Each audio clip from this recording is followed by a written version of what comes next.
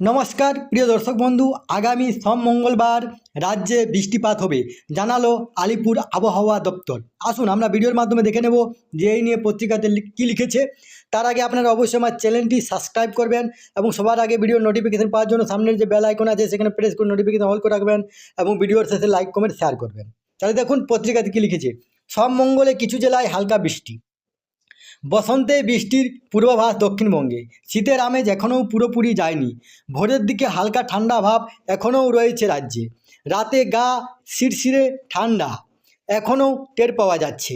তার মধ্যে দক্ষিণবঙ্গে হালকা বৃষ্টির পূর্বাভাস দিল আলিপুর আবহাওয়া দপ্তর। আগামী সপ্তাহের সোমবার 23শে ফেব্রুয়ারি ও মঙ্গলবার 24শে ফেব্রুয়ারি দক্ষিণবঙ্গের উপকূলবর্তী জেলাসহ আরও কয়েকটি জেলায় বজ্রবিদ্যুৎ সহ হালকা বৃষ্টির পূর্বাভাস দিল আলিপুর আবহাওয়া দপ্তর।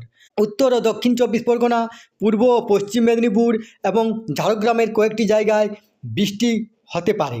এই তথ্যটি আপনাদের সাথে শেয়ার করলাম। সুস্থ থাকবেন, ভালো থাকবেন, ধন্যবাদ।